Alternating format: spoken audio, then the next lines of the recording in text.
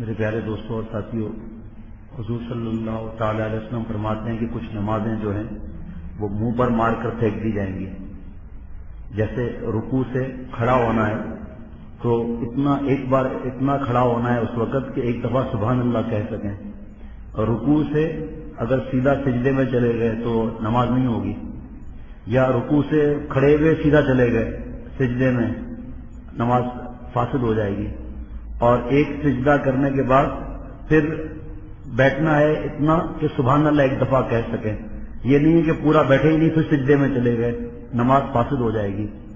بہت سے لوگ اس حقیقت کو مانتے نہیں ہیں. اللہ تبارک تعالیٰ جیسی عبادت چاہتے ہیں ویسا ہم نہیں کر سکتے. حضور صلی اللہ تعالی علیہ وسلم ہر نماز ختم ہونے کے بعد 3 بار استغفر اللہ فرماتے تھے.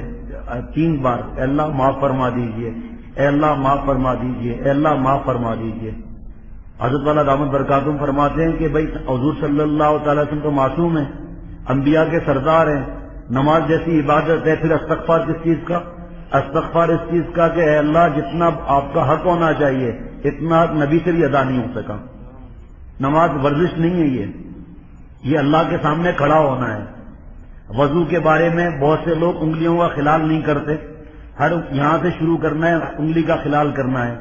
حضور صلی اللہ تعالی علیہ وسلم فرماتے ہیں جو انگلی کا خلال نہیں کرتا قیامت کے دن دوزخ کی آگ خلال کرے گی اس کو. اصل میں جو دین کو مذاق سمجھے گا یا سر پر بوجھ سمجھے گا تو اس نے بوجھ اتار دیا. لیکن اللہ کے جو عاشق ہوتے ہیں وہ عبادت کرنے کے بعد اللہ سے معافی مانگتے ہیں کہ اللہ معاف فرما دیجئے، آپ کے مزاج کے مطابق، آپ کے حق کے مطابق مجھ سے عبادت نہیں ہو سکی. اور دیکھو ایک انسان وضو کرتا ہے سردی میں، چاہے گرم پانی بھی ہے لیکن ٹھنڈک لگتی ہے، گھر کا مزہ چھوڑ کر مسجد میں آتا ہے، جماعت کے ساتھ نماز پڑھتا ہے، اور پھر اگر وضو کے ٹائم پر خلال نہ کرے اور یہاں جو ایڑی ہے اس کا خیال نہ کرے، اس جگہ کا خیال نہ کرے اور ٹخنوں کا خیال نہ کرے، بال برابر کی جگہ رہ گئی تو وضو ہی نہیں ہوگا، جب وضو نہیں ہوگا تو نماز بھی نہیں ہوگی. اگر سمجھایا جائے تو کہتے ہیں انما الاعمال بالنیات، ہماری نیت جو ہے وہ صحیح وضو کرنے کی ہے، ہماری نیت صحیح نماز پڑھنے کی ہے، اس لیے تم کیوں بولتے ہو؟ بولا تو اس کو جاتا ہے جو میرے دوستوں اور ساتھیوں ہدایت لینے کے لیے تیار بھی ہو، جس کو فکر بھی ہو کہ میں کیا کر رہا ہوں. بھائی کون ٹی وی VCR چھوڑتا ہے؟ کون میرے دوستوں اور ساتھیوں گھر کا مزہ چھوڑتا ہے؟ کون گھر کی گرمی چھوڑ کر مسجد میں آتا ہے ٹھنڈک میں؟ وہی جس کے دل میں اللہ کی چوٹ لگی ہے. اب نماز بھی پڑھیں اور جلدی جلدی جلدی جلدی کریں. اول صف کا جتنا ثواب ہے اگر معلوم ہو جائے تو عارف باللہ حضرت مولانا شاہ حکیم محمد اختر صاحب دامت برکاتہم فرماتے ہیں جھگڑے ہو جائیں پہلی صف کے لیے، اتنا ثواب ہے. لیکن دیکھو ہم دوسرا ہمیں کوئی کہے کہ آگے آ جاؤ تو ہم کہتے ہیں تم آگے چلے جاؤ، اور آخر میں ہم لوگ پہنچتے ہیں، کتنی رکعتیں نکل جاتی ہیں، جماعت نکل جاتی ہے. لیکن دنیا کے معاملے میں اگر کارنر کا پلاٹ مل رہا ہو تو یہ دنیا کا کارنر کا پلاٹ تو یہی رہ جائے گا، لیکن پہلی صف کا جو کارنر کا پلاٹ ملے گا جنت میں وہ قبر میں بھی ساتھ ہے، وہاں بھی ساتھ ہے.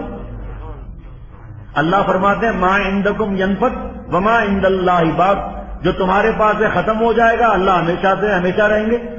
اگر ہم چاہتے ہیں کہ ہمارا مال، ہماری جوانی، ہماری سانسیں، ہماری حرکتیں، ہماری ادائیں سب ہمیشہ ہمیشہ محفوظ ہو جائیں تو ان اداؤں کو، ان جوانیوں کو اللہ پر فدا کر دیں گے. تو اللہ چونکہ ہمیشہ باقی ہے اس لیے اللہ ان کو سب چیز کو باقی رکھیں گے.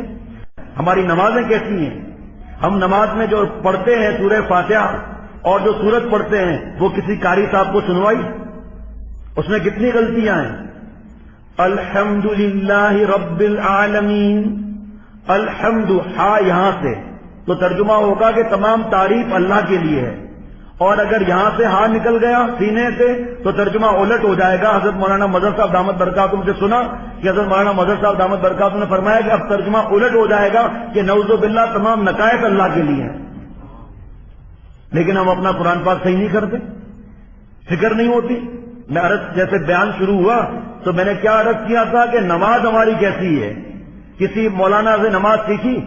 آپ لوگوں کا پڑوس تو مبارک ہے کہ نماز پڑھانے والے عالم ماشاءاللہ، مفتی صاحب ایک نہیں 2 2 3 3 یہاں پر موجود، اور بھی جو ہے کوئی عالم ہے، کوئی کیا ہے، کوئی کیا ہے، اور استاد الگ یہاں پر علم پڑھانے والے ہیں. آپ لوگوں کے تو مزے ہی مزے ماشاءاللہ. لیکن ارادہ چاہیے، شیخ پینے کا ارادہ تو کریں، حوض کوثر سے منگا لی جائے گی۔ پوچھیں، پتا کریں کہ کتنا جھکنا ہے کھڑے ہونے کی حالت میں، پیروں کی سمت کیسے ہوگی۔ لکھا مفتی صاحبان فرماتے ہیں، حضرت مفتی تقی عثمانی صاحب دامت برکاتہم، کوئی پیر جو ہے ایسے رکھتا ہے، کوئی پیر ایسے رکھتا ہے، لیکن پیروں کا رخ بھی قبلے کی طرف ہونا چاہیے، دونوں پیر ایسے سیدھے ہونے چاہیے، نہ ایسے نہ ایسے، بالکل سیدھے، اور 4 انگل کا فاصلہ دونوں پیروں کے درمیان ہونا چاہیے۔ اگر کسی کی مجبوری ہے، تھوڑا وزن زیادہ ہے تو اور پھیلا سکتا ہے، لیکن اس صورت میں بھی پیر اس طرح رہیں گے۔ نماز میں ادھر ادھر دیکھنا، بہت سے لوگ ناک میں انگلی گھسڑ کے دیکھتے ہیں کتنا ایکسپورٹ ہوا، پھر کپڑوں سے ہی صاف کر دیتے ہیں۔ اور کچھ لوگ ایسے نماز میں بیٹھتے ہیں کہ لگتا ہے کہ نماز میں ہے ہی نہیں، کبھی داڑھی کو ایسے کر رہے ہیں، بہت سے لوگ مونچھوں کو تاؤ دیتے ہیں جیسے اللہ کو مونچھیں دکھا رہے ہیں، فرشتوں کو کیا تڑی لگا رہے ہیں پتہ نہیں کیا ہے، ایسے ایسے کر، بلکہ دونوں ہاتھوں سے، اور نماز ہی چلی گئی۔ اور بہت سے نوجوانوں کو دیکھا دونوں ہاتھوں سے یہ ایسے ایسے مسجد میں بال سیٹ کر رہے ہیں اور پھونک مار کے بال بھی اڑا رہے ہیں اپنے۔